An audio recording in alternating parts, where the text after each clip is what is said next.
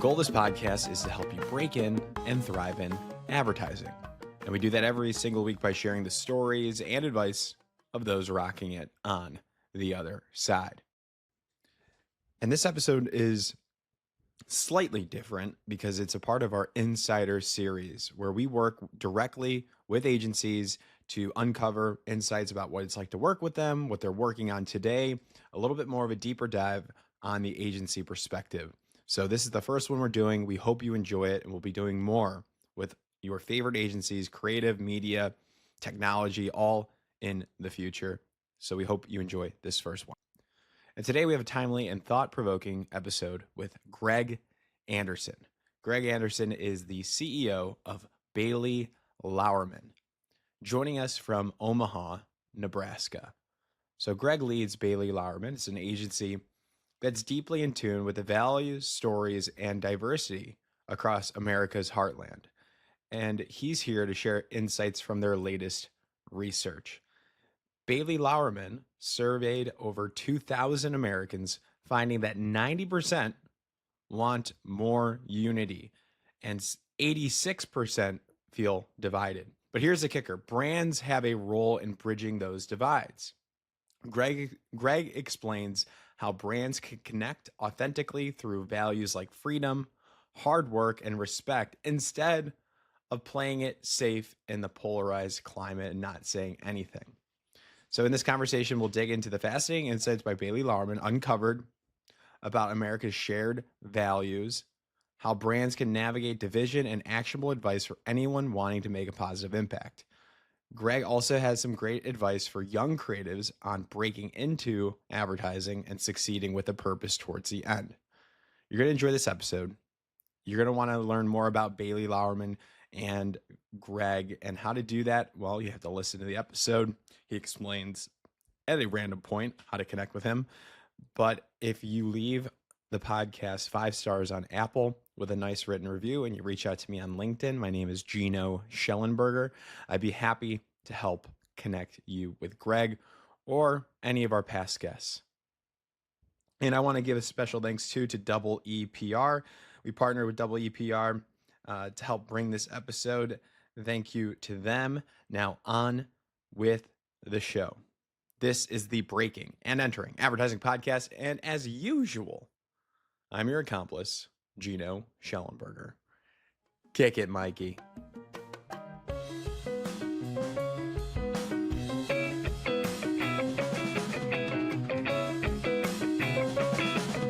All right, Greg Andersen, welcome to the Breaking and Entering Advertising Podcast. You are the CEO of Bailey Lauerman over in Omaha, Nebraska. How are you doing today, sir? Hey, Geno, doing great. Greetings from the flyover. Yeah. Hey, is that what you guys say? I don't like that. I don't like that. That's not what we say, but that's what we are victim to. No, well, we got to get rid of that. What are some fun things to know about Omaha? Like maybe some people East Coast, West Coast might not realize. Let's start right there. Yeah, well, we're a city of about 1 million people, right in the middle of the country. When you're flying between New York and Los Angeles in either direction, and you look at your watch and you realize you have 2.5 hours to go, you're over Nebraska. Gotcha. Yeah. So, here's a little surprising fact about Nebraska. And I think that this is indicative of why we're positioned the way we are as an agency. So I'm going to give you a little quiz. You ready? Yeah, let's do it. There are 44 foreign languages spoken in the homes of San Francisco Unified Public School students. Okay. 44 foreign languages, which is that's a big number, right? You expect that number in a city like San Francisco. How many foreign languages are spoken in the homes of Omaha public school students? Well, I would, the way you're leading me in here, I'm going to assume less. So I'm going to go less. I'm going to go with 29. Over 110. Wow. Okay. And, that's a fact that really surprises a lot of people, right? You think of the Midwest as like pretty homogenous, in its demographic makeup, but it's a really good example of the modern Midwest and the changes in population migration, where it used to be, right? people would immigrate into the country and they would stop on the coast, right? And they would settle in neighborhoods called Little Italy in New York. But those population migration patterns have changed as people have sought out better quality of life, more affordable, housing, education, things like that. And so the immigrant population into the United States is now coming into the middle. So it really changes your perception of what the flyover really is. And it's also indicative of the complex quilt work that is America outside of our 10 largest cities. Very interesting. So with that in mind, then, how does Bailey Lauerman as an agency, stand out and utilize that in your unique proposition in the saturated agency landscape today? Yeah, it's a good question. I worked in New York and LA for 26 years, and saw firsthand, obviously, the incredible talent and work that was coming out of those markets. But also part of that was this sort of big city center of power echo chamber, right? That people sort of believed that if we do work that wins the hearts and minds of people in America's largest cities, then, everyone else will just follow along. And that's just not true anymore. And, when I joined Bailey Lauerman in 2016, I really thought back to, some of the experiences I had and some of the conversations that I had listened in on and been a part of, and realized that what marketers really needed was a view of America from the inside out. And that's how we are positioned as an agency, is to help marketers understand the complex quilt work that is America through insights from the middle, right? And for brands to be respectful, to be authentic, and to genuinely scale across the country, we think that centering your brand on top of insights from the middle, right, from the 92% of America that lives outside of our 10 largest cities, is probably a better place to be than building brands for the 8% that live in America's 10 largest cities. It's not to say we're anti-big city. We're just saying, let's center on insights that's coming from, from a more representative population. Got it. So what drew you then to Bailey Lauerman? You said you were in New York City for a while and you arrived in 2016. Is that correct? Yeah, that's right. Well, I'm a Nebraska boy. Yeah. So, I went to school at the University of Nebraska, majored in advertising, and always knew that that's, something that I wanted to get into, but really challenged myself to, look to bigger markets, to look to New York and, Madison Avenue specifically. Back when I graduated in 1990, Madison Avenue was the place, right? It was the corridor of our industry. And so just wanted to go there and see what I could do. And it ended up being there for 23 years and then went to LA. But having the opportunity to come back home, which is something that I wanted to do at some point, presented itself. And Bailey Lauerman, is a top small agency in the country and has been named Ad Age Small Agency of the Year. And when I was on the global board of the Effies, I always used to see this agency in Omaha at the Effies Gala in New York. And I was like, that agency's doing all right. And when the opportunity presented itself to come back home and to join an agency of this caliber, I jumped on that chance. Love that. Then can you tell me a little bit about Bailey Lauerman today? And I definitely want to get into the research because we're posting this. Well, the time people are listening to this, it'll be a day before the election. This will be on the 4th that we're posting this. The election is tomorrow for everybody listening.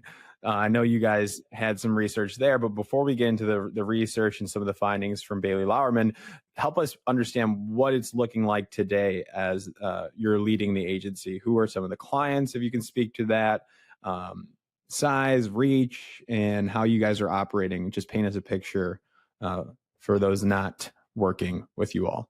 Yeah, sure. So, as I said, we're headquartered in Omaha, Nebraska. About 40% of our workforce, though, is outside of the immediate area. And so the pandemic, I think in one way has been good for us in that it's normalized a distributed workforce, right? We're able to work with and recruit people from all over the country. and get past the barrier of, hey, do you want to move to Omaha to work in advertising? And so that's really helped from a recruiting perspective. And, the agency has a long history of working with what I'll say, like very Americana brands, right? Like Disney and Bass Pro Shops and Union Pacific. And so it's built up this decades of this inherent understanding of America and Americana, through brands like that and the work that the agency has done. And, so this whole positioning that we have as an agency on understanding America from the inside out is really true to the agency's past, but we think it's also like hyper relevant, now as we go forward. I remember the election results of 2016, some of the headlines that were written, in business trades and in the Wall Street Journal, were about whether or not we really understand America between the coasts. And that's where, we realized that was the value that we could add to marketers. And, so today, we work with clients like United Healthcare. We work with On the Border Restaurants, which is a Tex-Mex cantina out of Dallas, Texas. We work with the Joint Chiropractic, which is the largest chiropractic franchise in the country. So a range of clients. We don't specialize in a category. We don't specialize, in a particular channel of execution.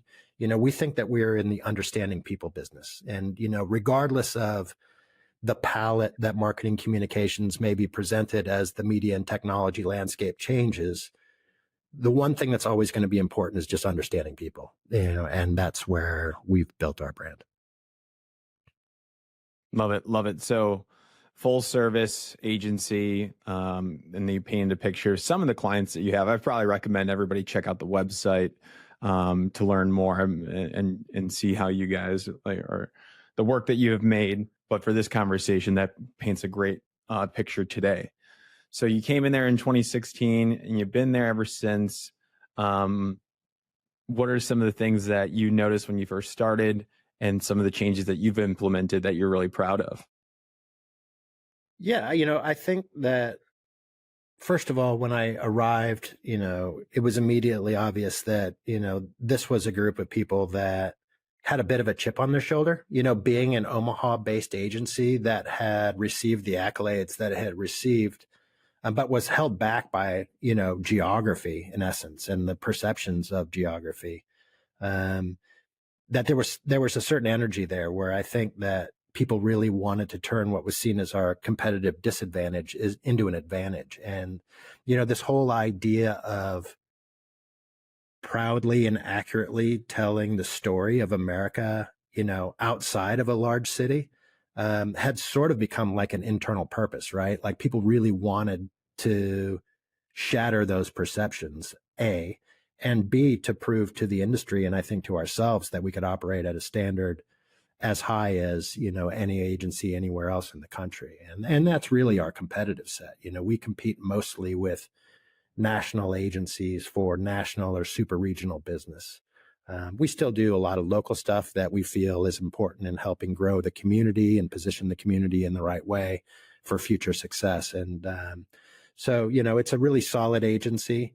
One of the things that I quickly realized about Omaha is that while you can throw a rock and hit someone in insurance, finance, or healthcare, creative industries are few and far between. And I think that that's been a pretty big challenge for us, is just the creative economy here and our inability really to recruit across a broad and deep creative pool. But again, going back to, one of the silver linings of the pandemic, our ability to recruit nationally has really helped overcome that. Love that. Love that. And I want to get into the research and the survey that you guys recently conducted. I believe it's published or it was concluded on October 21st. Is that correct? It was pretty recent. It's pretty recent. We started into the field in mid-September. I think it was September 12th or something like that we first went into the field to talk to 2,000 Americans. And then around. Yeah, I have here that, the survey revealed that 90% of Americans want more unity, and brands have a role to play within that. You surveyed 2,000 Americans across geography, age, race, and politics, and this really kind of redefines brand purpose today. It's more so now during the election season, and as we're figuring out who the president is in the next, I don't know how long it takes nowadays, in the next few days or week. So is that accurate that 90% of Americans want more unity? Yeah, over 90%. And I think that that's a really positive thing, Equally, however, there is a very significant feeling of division in America, and it's not just an election year issue. People feel that this division has been growing. It's gotten worse in the last 12 months. And unfortunately, it won't go away after the election. So this is a durable problem for America and for marketers too. Got it. Got it. So really kind of what sparked the idea to create this survey? Can you run me through the background in that? Yeah, sure. So every year after the Super Bowl, the Monday after the Super Bowl, I get on the local ESPN radio affiliate here in Omaha and talk about key themes from Super Bowl advertising overall, some of the top performers, within the slate of advertisers. And one of the things that I noticed this year, or this last Super Bowl, is the lack of big statements that were made by brands. And, when you are investing in the largest live viewership televised platform in the country every year, and a platform that clearly is valuable to marketers, right? Given its reach and its immediacy and its ability to accumulate huge audiences. It's traditionally been a platform where brands have made big statements, about culture, about their own disruption of a category or whatever it might be. And what was really apparent to us in this last Super Bowl was that people are spending $7.5 million for a 30-second spot to basically duck and not say a word. There were sensible chuckles delivered by celebrity gags, and that really sort of ruled the day. And we were like, wow, like, has the fear of polarity, right? And the fear of losing parts of your customer base because you've said something now so prevalent that brands are going to move away from these big moments and not say anything, and it got us wondering, well, what would the safe places be for brands to make big statements, in a country that is seemingly divided? And that got us, onto this track of doing research around understanding divided America and whether or not unity in a range of different definitions could be another facet of purpose for brands to consider.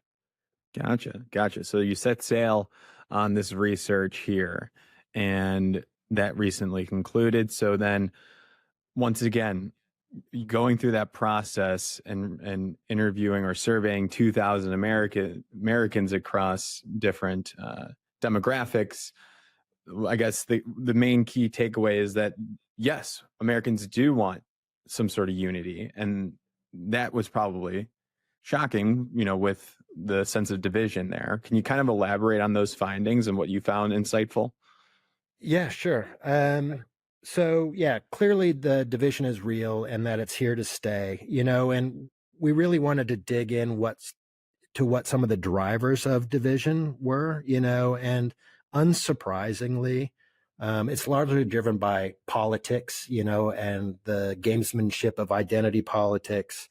And, those were the macro drivers, but sadly in 2024, we saw some other issues that were seen as points of division, racial tension being a big one, particularly among Gen Z and millennials, immigration, another one. But in that case, it was largely, sort of boomers plus that were seeing the topic of immigration as being a big issue there. And, when you think about, okay, if those are the drivers of division, where are the lines drawn? And political affiliation, you're a Dem, you're a Republican, you live in a red state, you live in a blue state, those are, what people see as the lines of division.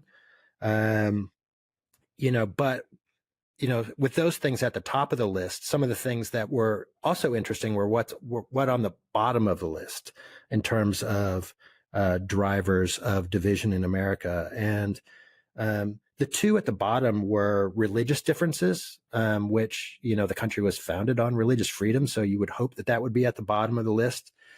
But an understanding of American values, and alignment around American values was also really low on the list. And, that really was interesting to us because, like any good global marketer does, you don't just look at the things that are different between countries, you look at the similarities, right? And I think that US marketers could take a few pages from global marketers and look for commonalities across the country rather than, key distinctions and things like that. So, it was seen that, politicians, because politics and identity politics were sort of the number one drivers of division, that politicians were seen as largely responsible for that. Clearly, at 65% felt that politicians were responsible for driving the divide. News organizations being another big contributor. But also individual citizens. And I think a lot of, our research showed that people feel like they, as individuals, are both part of the problem, but potentially part of the solution as well, So we really wanted to, understand that a little bit more. And we asked, what can help bridge the divide in America? And we tested a lot of different things, like fair and balanced news sources, educating yourself from reliable sources based on fact. We thought that those would be the things that would be at the top of the list, right? Things that demystified issues and really put the onus on people to educate themselves. But what people felt was the number one thing that could help bridge divides in America were reminders that we share a lot of similar common values as Americans. And, that to us was, a bright neon arrow pointing at fertile ground for brands potentially to take on. Yes. Love this. So we found a space where brands can play, can attach themselves to the common ground, and it's these core values to foster unity. And it seems, I'm reading here that you had 18 values tested, and I asked them about, and the top shared values, there was a couple that stood out. Can you talk about some of those that stood out, those values of the 18 that were top of the list?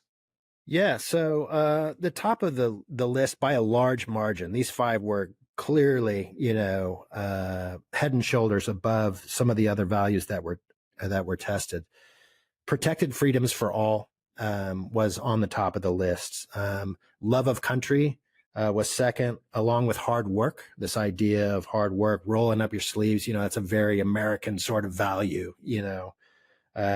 Truth and honesty was another one, which was a little bit of a surprise. I wish, politicians today would subscribe to that value a little bit more, but there you go. And respect and tolerance for differences rounded out the top 5. Interesting.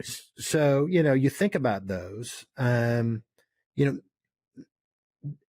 some ways they're obvious, but there's a lot of nuance within those and a lot of different ways that brands could approach those shared values too, On the bottom of the list, though, were some other things that we were equally surprised about.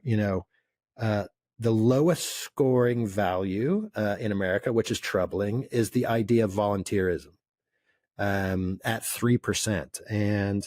And so that was, really low. A along with this idea of faith in institutions,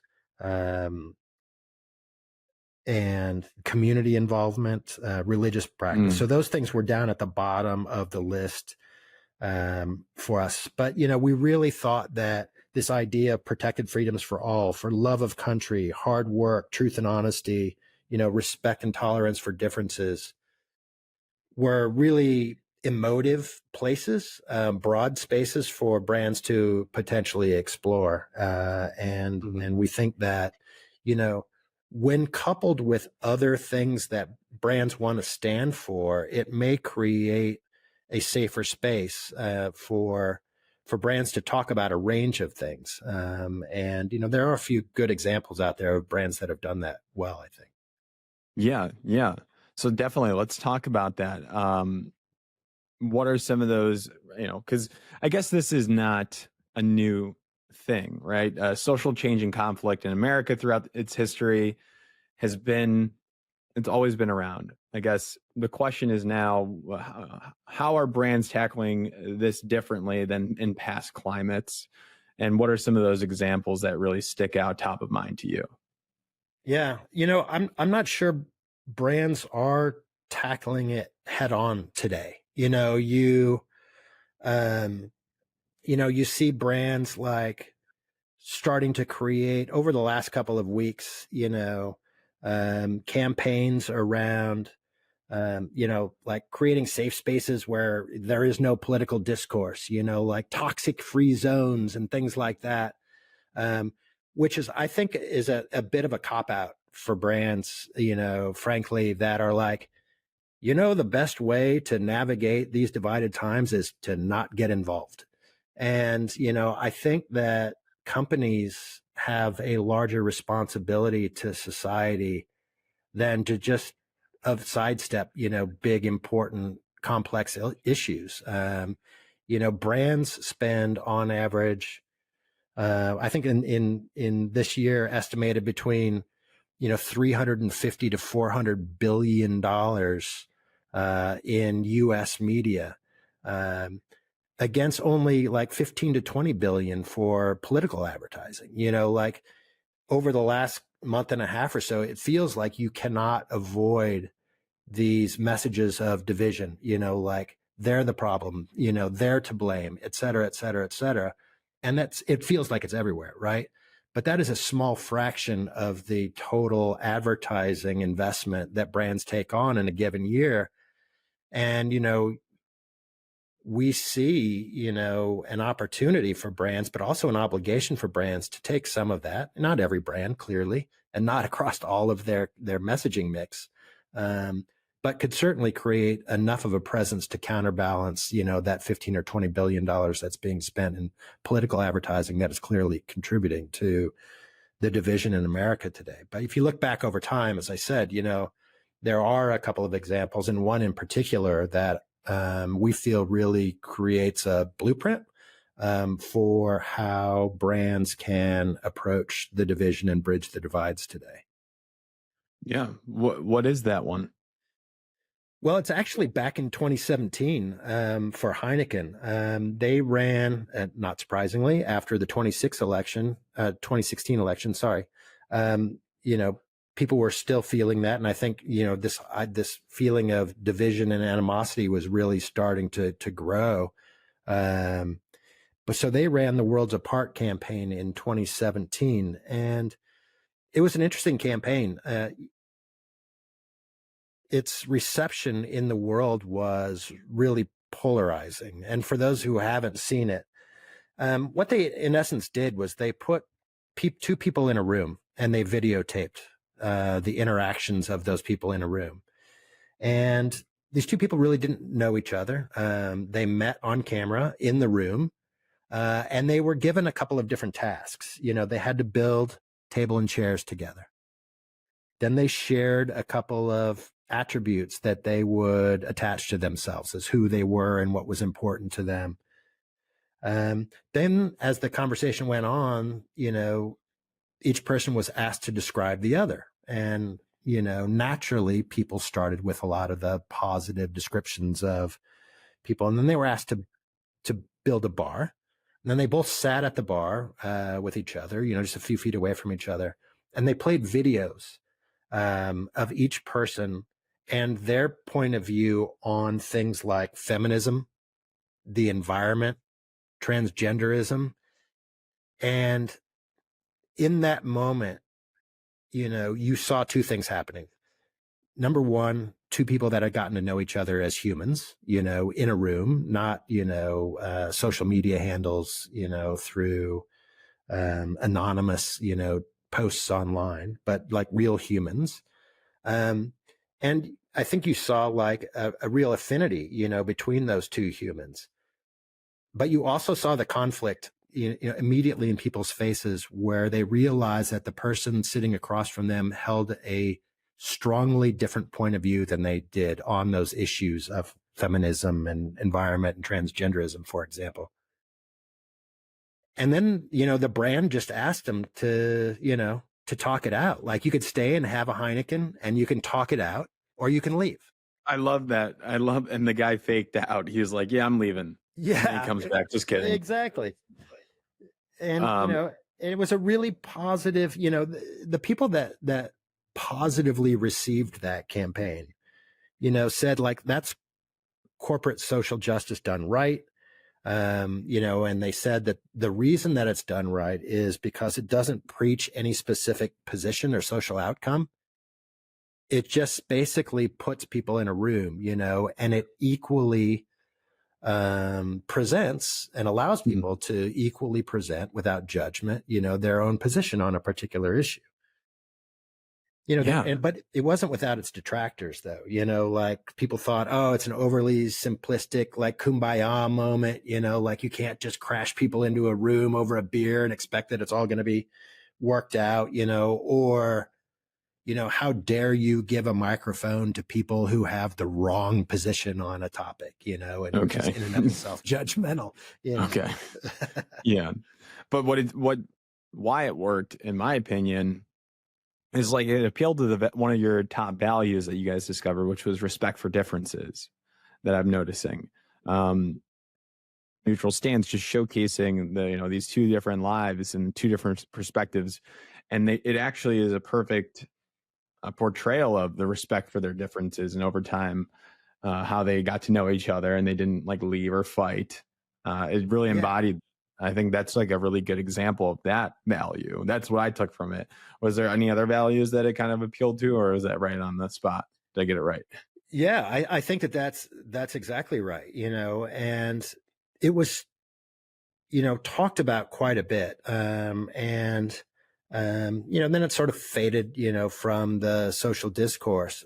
But in 2022, Stanford University, was doing research. They have a group called the Polarization and Social Change Lab, who studies societal dynamics, right? And looks for ways to understand and bridge divisions in culture and society around the world. Obviously, it is a significant issue and has been, since the beginning of civilization, but they were doing research because the political division in the United States was so severe and toxic. They wanted to understand what could potentially be mechanisms that could overcome that political animosity and division.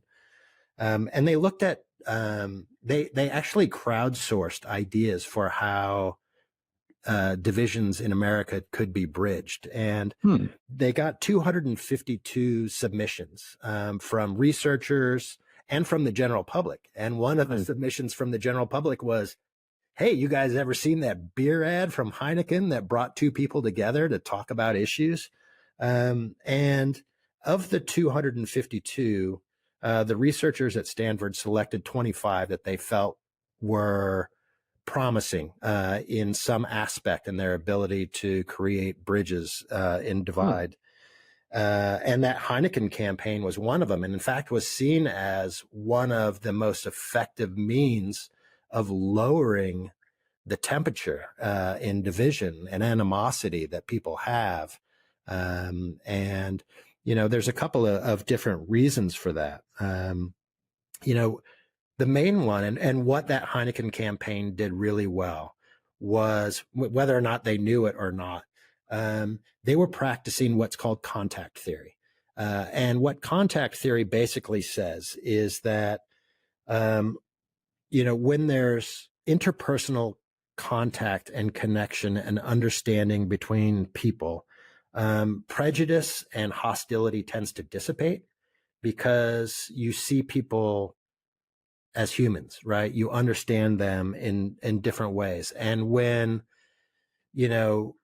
you put people in a room and there is that interpersonal connection, and when they share common goals, like building a bar together, that tends to build these bonds. And that's what that Worlds Apart campaign did really, really well. Seeing each other as human beings and recognizing the commonalities that people have, was what was seen as the most effective part of that campaign. And in general, of all the things that the Stanford researchers looked at, a key activity in creating, bridges, in this divide. Love it. And yeah, maybe they plotted that out, but that's insane that a single ad to that contact theory and can serve as a blueprint for media, for advertising, but really just other means to bridge people together. So yeah, exactly. We love that. We love that. So then,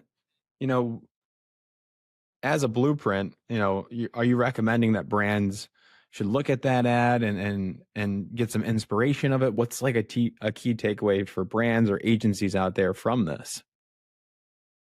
Yeah, well, firstly, the corporate concern around the polarization in America is really clear.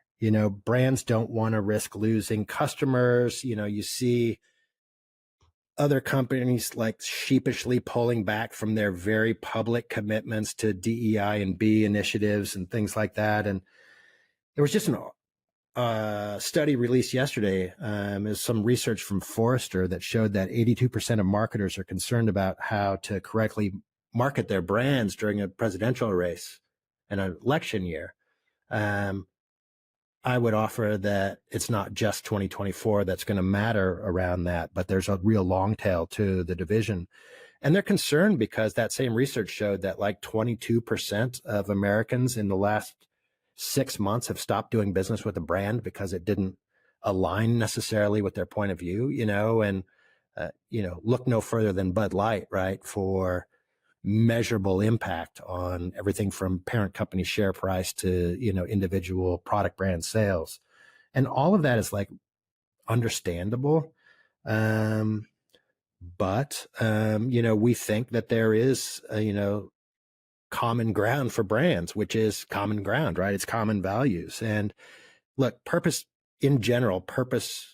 driven marketing is not right for every brand. We're not saying that every company in America should wrap themselves in an American flag and perch bald eagles on their corporate shoulders. That's not what we're talking about here. But, if they are going to consider some redefinitions of purpose, which can fit with other things that they're doing, there really are three things. The first one, as we've talked about, is emphasizing common shared values that we all hold, and that's not seen as a political position. It's not seen as identity politics. It's just a reminder that we're all, cut from the same cloth, right? That there are these common threads to the American fabric that we all share and we think are important. And, that through the research was proven to be, the number one way that brands can sort of redefine purpose and help unify the country and help people see each other as Americans first, citizens second, and really push those divisions down the list. So, those shared values that we talked about, and focusing on them and interpreting them in ways that are genuine and authentic, from their brand, incredible, from the brand that might be considering, playing in those spaces. And the second thing I would say is to think of purpose both in the macro and in the micro. And, I would argue that Bud Light, as much as I applaud their Dylan Mulvaney work that they did, we're only thinking of purpose in the micro. And I think a lot of purpose marketing does that, right? It gives a voice to the underrepresented. It shines a light on things that need more attention. And that's clearly important, and something that brands should continue to do. But if you think about, the larger sort of shared values that we identified, this idea of protected freedoms for all, for example, would the outcome have been different for Bud Light if they tucked that initiative into this idea that protected freedoms in the United States apply to everyone, right? And then that campaign that they did showed different people from different walks of life across a spectrum enjoying those protected freedoms, right? It would have been really hard, I think, for critics to attack that Bud Light campaign and the Mulvaney work if it was part of something bigger, right? If it wasn't just Mulvaney, if it wasn't just about transgenderism, if it was about that being an example of the protected freedoms that we all have and presented along with some other examples of that as well, I think that would have been much more bulletproof, as a way to bring a voice to, that issue and others. Understood. And what is the third portion of this? The third thing that, people said that would be a welcome activity for brands is really in creating shared community experiences, right? If there's one thing that agencies and brands love, it's a good activation, right? Everyone loves to do brand activations, but if those activations could be around bridge building, around community building, could be around other interests and things like that, that will certainly help, positioning brand activity to demonstrate that the brand is an agent of connection, we think is another area where brands can really play and bring people together. My wife always makes fun of me because I think I consume an inordinate amount of dog videos online, right? But there's one that's always really stuck with me, and it's a video of these dogs like viciously barking at each other through a gate, and like, it looks like, if that gate was removed, those dogs would just go at it, right? And it would be like battle royale to the end. But when the gate is removed, and there's nothing dividing those dogs anymore, it's a total wag fest. They are immediately best friends. They're playing around, they're chasing balls together. That perceived division, which was the gate, is gone, and that's what we think that these kinds of social interactions and community events can do to help bridge the divide, is just remind people that we're all part of the same community. And it's almost impossible to distinguish one side from the other when you're just looking at human beings. Got it. Love it. So we learned. So how can we recap what we learned? We know that unity is desired. There's reasons for divisions, such as political priorities, racial tensions, immigration, identity politics, perhaps some more too. But there is a safe space for brands to activate on, to have these conversations around. And you've identified 5 core values that brands can and perhaps should speak towards, and that could be protected freedoms, love of country, value of hard work, truth, honesty, and respect for differences. Am I understanding these things correctly here, Greg? Yeah, that's it. That's a great summary, Geno. Got it. How are you going to apply this to your clients and activate on this with your current clients, or use this as a tool to hopefully get more clients in? What's the plan now? How are you going to activate? Yeah, well, we fairly frequently turn out thought leadership pieces, and we just think it's just important to put some thinking out there that provokes the industry and maybe can lead to a new idea or give people the confidence to take something like this on, which is clearly an important issue that needs to be resolved for all of us. And we've used this research already in new business, which we were successful with. Nice. And it happens to be a client that has three pillars that they activate around: country, community, and family. And this research was really relevant to them to understand how they as a brand could start to bridge some of these divides through those three pillars that they have traditionally activated against. So it's going to bring some nice color to that. So nice. Watch this space for how that actually manifests itself. But nice. I think that overall, one of the things that I hope people understand is that, yeah, there's been a ton of like highly publicized blow ups around issues. There's been very public brand boycotts by one side or the other for this or that or the other thing.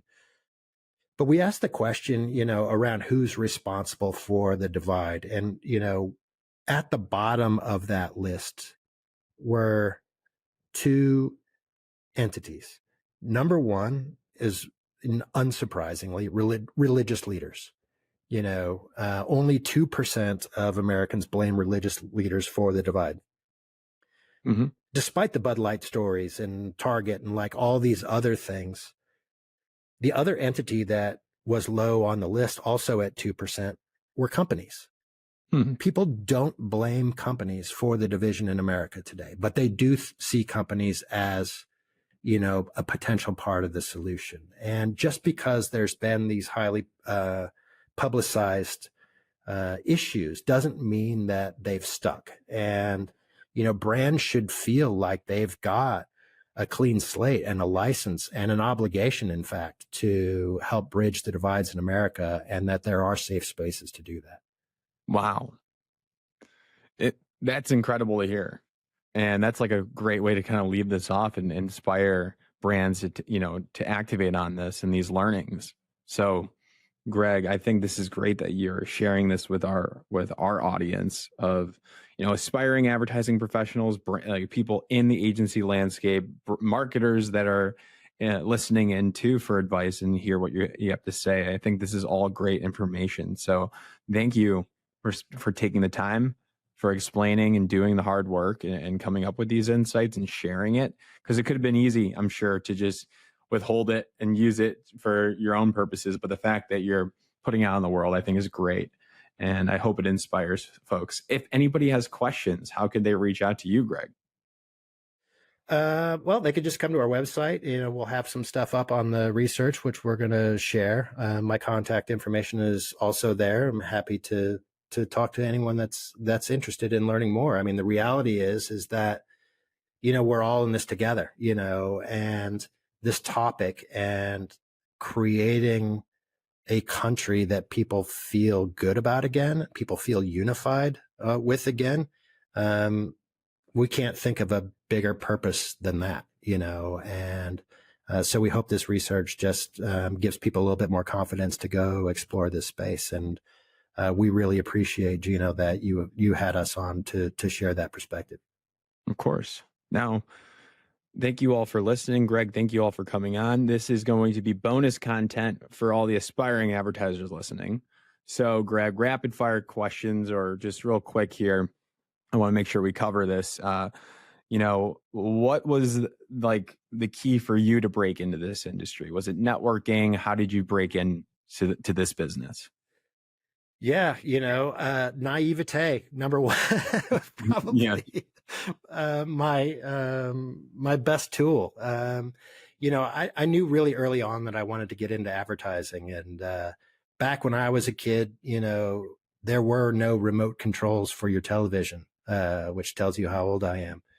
But it also meant you watched the advertising, right? And there was a family friend who did a campaign for McCulloch chainsaws. And the campaign was about these beavers who talked, and they were lamenting the fact that these chainsaws were better at cutting down trees than they were.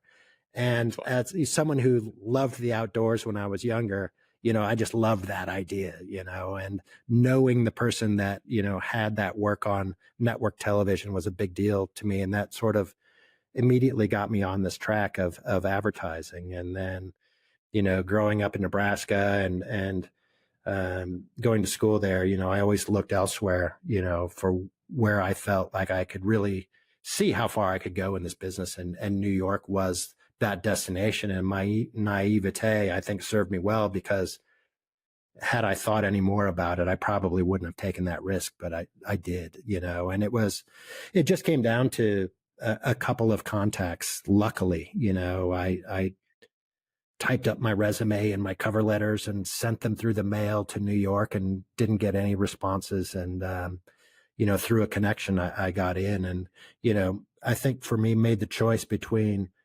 larger agencies and, more structured training programs and small and scrappy, agencies. And I had an opportunity with a small and scrappy agency, DeVito Verdi in New York, which is a fantastic creative agency. And oh, nice. I was employee number 5 there and learned everything. And so, I suppose the lesson from all of that is A, just fucking go for it. And, B, take whatever opportunity you get. The hardest part is breaking in, and then you can parlay that into other opportunities as you go. So hard to break in. I talk to these aspiring advertisers, like they're all worried about their resume and their portfolio and like the right networking. And I always go, yes, I'll teach you how to do this. I'll guide you. I'll introduce you to the right people. But just realize, once you break in and you do a good job in your first job, then soon the phone will call you. You'll get calls on your phone, and then, or you'll call some people that and opportunities will show up. I mean, if you do things right in your first job, you probably won't have to submit a resume like very often, maybe just for like logistics purposes, but people will just call you on the phone if you're doing a great job. So I try to relax people. Like, you will work hard for this first job, but that's about the hardest you'll work, I feel like, if you do it right. Yeah, it's true. And once you get that first job, though, you got to be in it, and you've got to be super passionate about the industry. This is highly competitive, and a lot of people want that job, Totally. And you have to demonstrate not just an interest in that job, but a passion for our industry. And, a clear understanding of the macro forces of that industry, and understand the role that it can play. And it's super exciting, right? It sits at the intersection of creativity and commerce and culture and technology and innovation and entrepreneurialism. And like, I can't think of anything, better than to put all those things together and call it a job. Oh, it's the best. It's the best. So I talk about it twice a week for the past 5 years, nonstop podcasting, thinking, made it my full-time job to talk about it. I think it is great. And a lot of our listeners are working hard, and they understand that. If they're listening to every episode, they're tuning in, they're passionate about that stuff. So I always say, you'll be fine once you break in. It's just getting in is the hardest part. Yeah. And Greg, I think that's all I got. Anything else you want to tell the aspiring advertisers in our bonus content section here? Stuff you wish you knew? No, just have high standards for yourself, and do the right thing.